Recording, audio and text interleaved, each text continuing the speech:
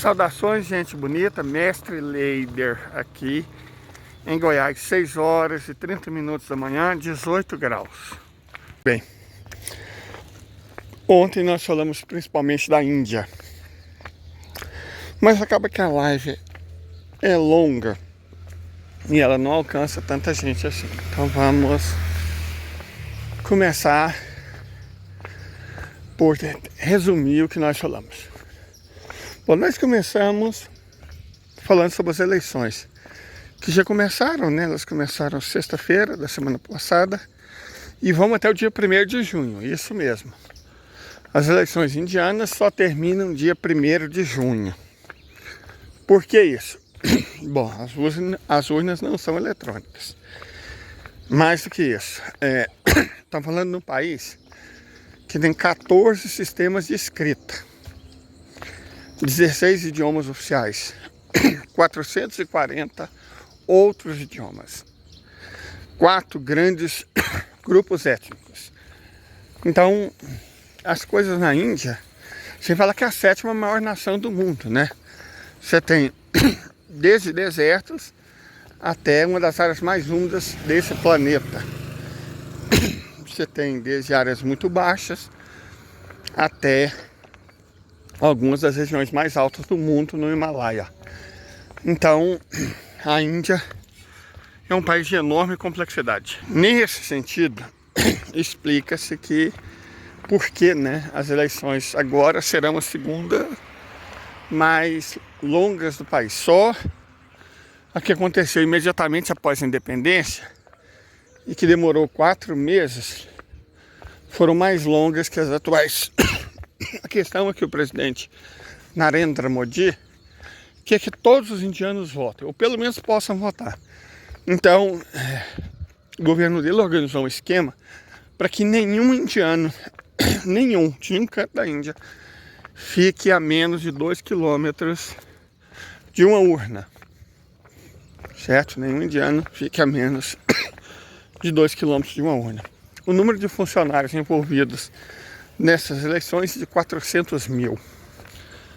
Então, né, o processo eleitoral indiano, que envolve quase 970 milhões de pessoas, quase 1 bilhão de pessoas vão votar, 969 milhões, para ser mais preciso, é, sob qualquer ótica, gigantesco. E por isso, ele também é complexo. Acho que não poderia ser diferente, né? Acreditamos, as pesquisas demonstram isso, que Narendra Modi será reeleito, né, com ampla vantagem. Ele já tem um congresso plenamente favorável às políticas dele. Então, assim, é provável que nos próximos anos ele talvez consiga avançar na transformação da Índia de um país ainda muito influenciado por essas bobagens, tipo democracia burguesa, valores do Ocidente, para um país um pouco mais asiático, né? Que é o que a Índia é, tipo China, Rússia, Irã, Turquia, sabe? A Índia, infelizmente, muito da fragilidade geopolítica da Índia reside nesse fato, esse apego aos valores ocidentais. Inclusive, gente, é importante destacar que Gandhi, né, Mohandas, e depois os outros que têm o mesmo sobrenome, mas não são parentes. Que eles são parentes entre eles, né? Rajiv, Indira, Gandhi, né? Eu estou falando do Gandhi Mohandas. Ele tinha umas ideias muito de jerico para a Índia, sabe? Ele tinha umas ideias muito de jerico, a verdade é essa. A verdade é que ele queria uma Índia como se fosse uma república ocidental, certo? Como se fosse uma república ocidental. Sistema parlamentar, estilo Westminster, valores ocidentais, Estado laico. Cara, a Índia não é assim. Ele não queria uma Índia hinduísta, como tem sido o quê? A civilização indiana, depois de recentes mesmo, coisas das semanas anteriores. depois de recentes achados arqueológicos de 28.600 anos de uma estatueta na região do Himalaia. É muito parecido com a representação de Shiva, então mostra que as origens da religião indiana, que já se tinha provado entre os Kalash ter mais de 8.000 anos, agora voltou-se 20.000 anos além desses 8.000. E sabe-se que de longe a religião hinduísta, embora a religião hinduísta seja um termo forte, a cosmovisão hinduísta é de longe a mais antiga que existe nesse planeta, certo? A mais antiga desse planeta. Então, ao invés de respeitar essas tradições antiquíssimas, essas características muito antigas, o que ele fez? Ele imaginou a Índia como um estado, como é que eles chamam? Moderno, ocidental, né? Então, Mohandas Gandhi teve esse defeito, muito parecido com o do Ataturk, que também tinha essas bobagens. Estado laica, democracia burguesa, sistema Westminster, blá, blá, por favor, né? Que bobagem. Então, o Narendra Modi, que já fez alguns avanços nesse sentido, mas eu acho que um pouco tímidos, pode aproveitar esse mandato para transformar Bharat, eu acho que dar a conhecer ao mundo um nome mais indiano, melhor que o nome que os gregos deram, Bharat, né? Muito melhor que Índia. Até porque, gente, se a gente for levar o pé da letra, Índia é do Vale do Indus. O Vale do Indus fica no Paquistão. O país que deveria chamar Índia não é a Índia, é o Paquistão. Bharat é um nome muito mais correto do ponto de vista epistêmico, inclusive. Certo? Então a gente espera que o novo mandato do Narendra Modi faça avanços no sentido de desocidentalizar Bharat. Muito bem. Em seguida, nós falamos um pouco sobre alguns preconceitos, algumas informações errôneas, falsas, sobre a Índia, que circulam amplamente. Isso antes de nós comentarmos sobre a tentativa dos Estados Unidos de interferir nas eleições indianas, cada vez mais claras, né? Primeiro através da rede do famoso bilionário, né? Que também tentou intervir nas eleições brasileiras, nas paquistanesas, nas australianas, no famoso bilionário americano, dono de uma rede social, sujeitinho escroto, né? Na Índia não é que ele foi expulso, mas as asinhas dele foram muito cortadas. Mas isso por quê, gente? Vocês devem saber da questão da Meta, né? Meta, dona de 3 redes sociais, vamos colocar assim, Insta, Face e Zap, que simplesmente forneceu ao Estado ilegítimo informações que as pessoas achavam ser supostamente secretas, né? Famosa, aqui temos criptografia de ponta a ponta. Tá, não tem. Pode até falar que tem, mas não é assim que a banda toca, não. O Zuckerberg simplesmente forneceu ao Estado ilegítimo informações que o Estado ilegítimo mandou para a inteligência artificial deles e que ajudou muito no processo de assassinato de mais de 30.000 pessoas.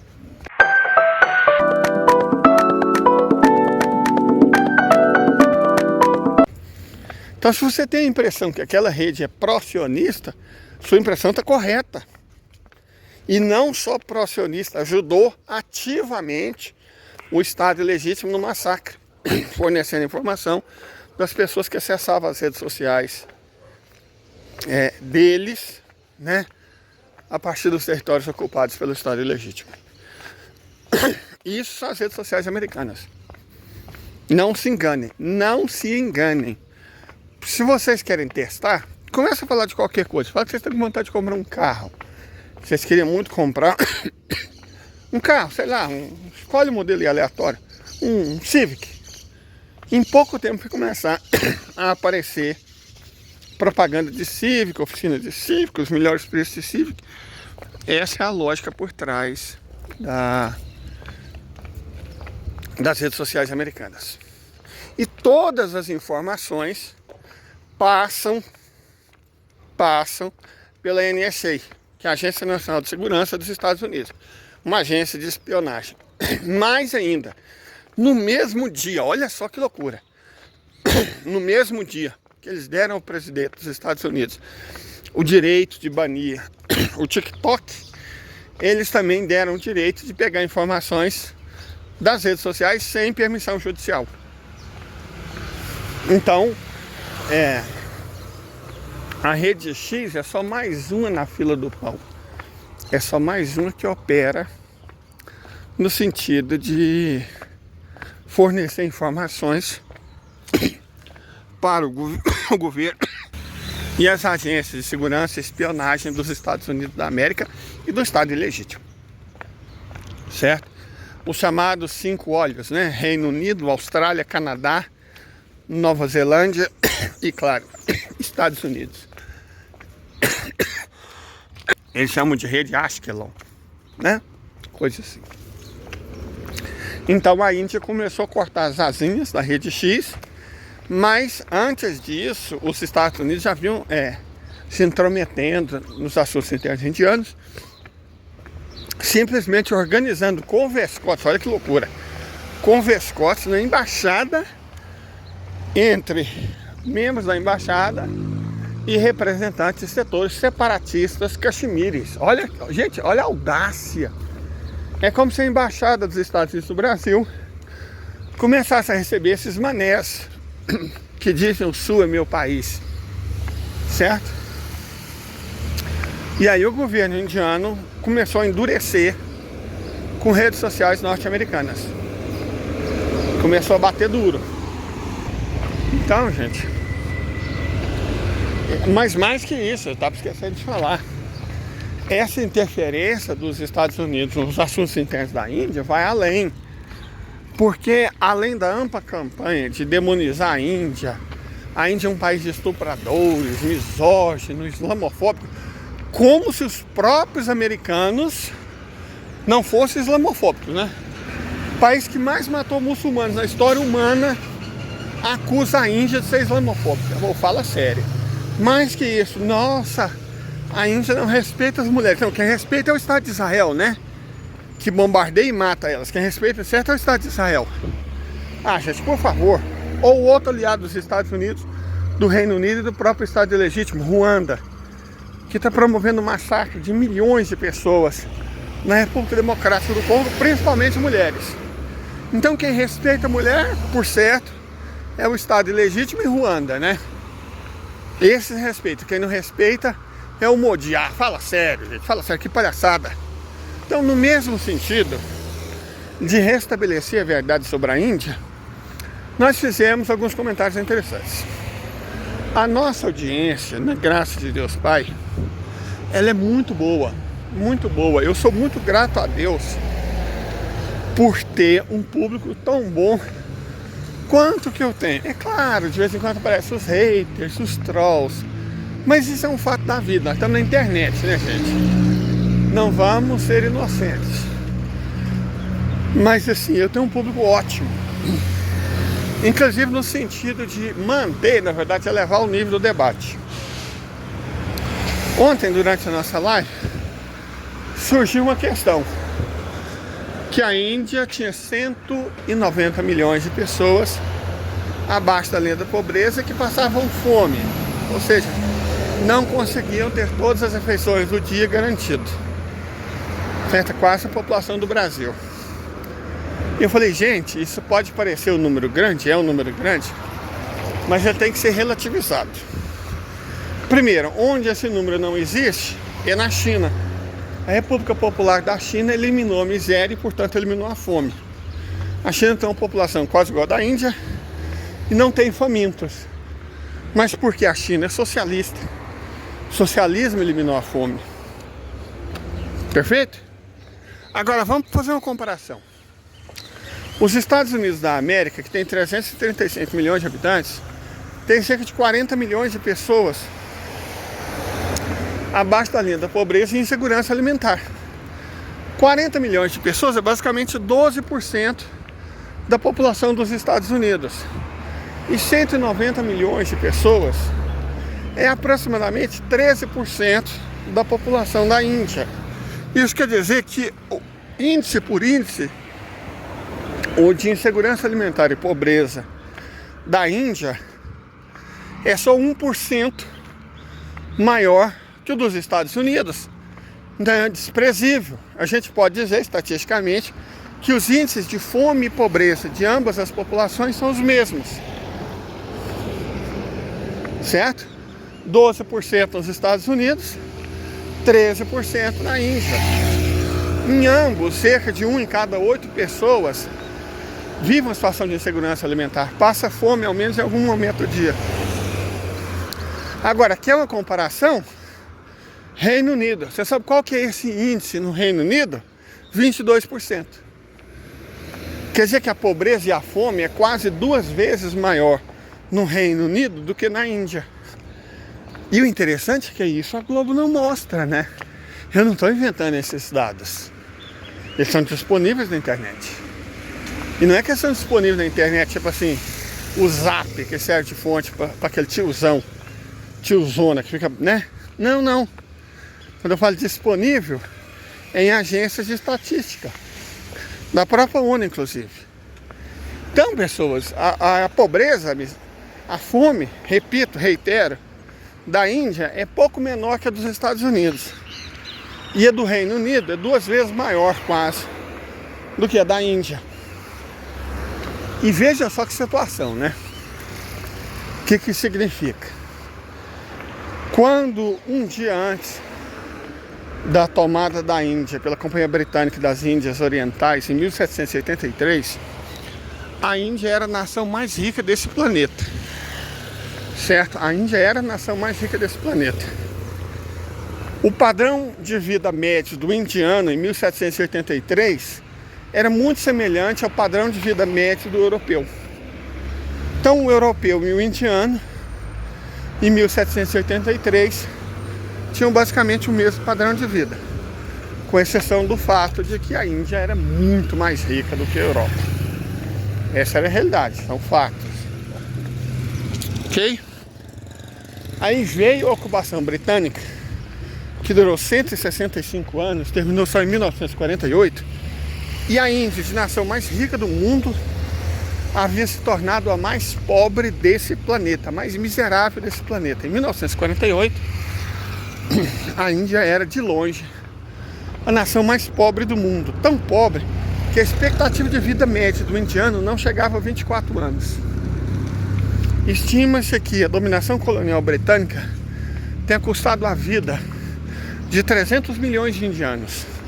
Foi a dominação colonial britânica e não, oh meu Deus, eles eram protestantes, trabalhavam duro, economizavam dinheiro. Não, foi roubar a Índia. Foi transformar a Índia de nação mais pobre do mundo, de nação mais rica do mundo, na mais pobre, que possibilitou a Revolução Industrial. Essa é a verdade. E vejam só, nessa época, o Reino Unido era uma das nações mais ricas do mundo, enquanto a Índia, repetimos, era mais pobre. Hoje, o Reino Unido é muito mais pobre que a Índia. Então a gente pode tranquilamente chamar isso de karma, não é? Karma. Hoje, o Reino Unido é proporcionalmente muito mais pobre do que a Índia. E não só proporcionalmente, né? O PIB do Reino Unido é o quê? Inferior a 4 trilhões de dólares, enquanto da Índia é de 14,6 trilhões de dólares. O que implica dizer que a Índia é 3,5 vezes mais rica do que o Reino Unido. A população indiana é menos pobre do que a britânica. A Índia é uma potência científica maior do que a britânica. Não tem nem comparação. Qual foi a última realização científica? Por exemplo, a aeroespacial do Reino Unido nem tem. Certo? Ela é sócio minoritário na Estação Militar Espacial, enquanto a Índia levou uma espaçolave até o Polo Sul da Lua, pousou. Em termos militares, não tem nem comparação entre a capacidade militar do Reino Unido e a da Índia. Certo? Então veja só o que aconteceu. Desde 1948 até agora, num prazo de 3 lustros, né? Pouco mais de 75 anos, a Índia suplantou ativamente o Reino Unido, que era muito, mas muito mais rico do que ele. Certo? E não só o Reino Unido, em 1948, era uma das nações mais ricas do mundo, uma das populações mais ricas do mundo, uma das maiores potências do mundo. Não só a Índia superou o Reino Unido, como uma série ampla de coisas, como foi exatamente o Reino Unido responsável pela pobreza, pela miséria da Índia. E outra coisa, surgiu uma informação que a gente também teve que retificar. Falou-se do sistema de cotas, né? A Índia atrasada, tem toda essa conversa. A Índia atrasada, a Índia suja, a Índia pobre, os indianos analfabetos. Bom, você tem um analfabetismo muito grande na Índia. Mas hoje ele não chega a 23%. Né? Quando os britânicos deixaram a Índia, ele era muito superior a 95%. Hoje, ele não chega a 24%. Então a Índia avançou muito nessa área. Não dá para você reverter uma situação de pobreza, de miséria, de analfabetismo absoluto, que foi a que o Reino Unido deixou a Índia em 10 anos. Vamos ser honestos. Né? A China conseguiu, porque o segundo país mais pobre do mundo, e também graças ao imperialismo ocidental, era a China. E hoje a China é a maior potência econômica do mundo. O padrão de vida médio do chinês é melhor do que o do europeu. Mas é porque a China adotou o socialismo, né? Conseguiu o que a Índia fez dentro do sistema capitalista, ainda que seja um outro modelo de capitalismo, capitalismo industrial, que é mais ou menos o da Turquia, o da Indonésia, né? O da Malásia. Então, assim, conseguiu o que a Índia conseguiu, é uma proeza extraordinária. E ao invés de ver isso, as pessoas, não é que elas preferem, né? É o que a mídia mostra, o que as redes sociais mostram, a quantidade de conteúdo ofensivo aos indianos que tem naquela rede TokTik é um absurdo, é um absurdo. Mas voltando ao ponto aqui, quando a gente fala do índice de analfabetismo da Índia, 73%, ok, mas esquece os prêmios Nobel para fins políticos, que é paz e literatura. Pega os científicos. Nos últimos anos,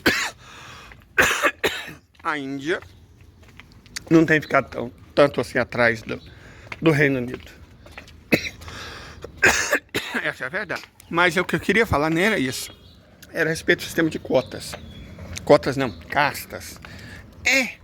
A Índia só se libertou do sistema de castas em 1948, com a independência. Sim, mas o que não se consta, que ninguém fala, é que a Índia só foi aprisionada pelo sistema de castas com o imperialismo britânico. O imperialismo britânico usou um costume que nem era rígido, nem era tão importante assim, um costume marginal, secundário, que era o de castas, e transformou ele numa coisa rígida.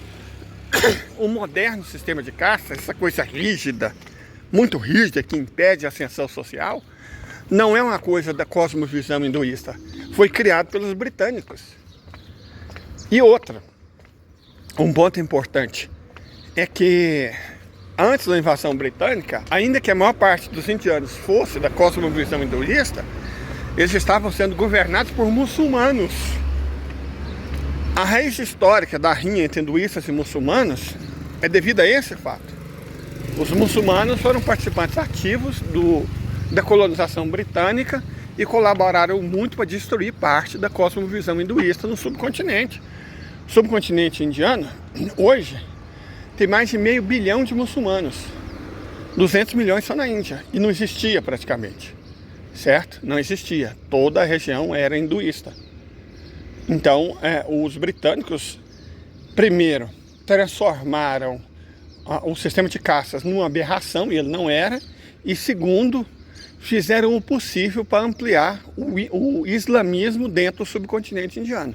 É muito fácil falar que o Narendra Modi é um islamofóbico, mas vamos conhecer a história, tá, gente? Aí vamos ter um bom dia também. Até mais. Eu vim mais cedo para casa da dona mãe, porque hoje cedo eu vou para a roça. Então, eu tenho que agilizar as coisas. Até mais, gente.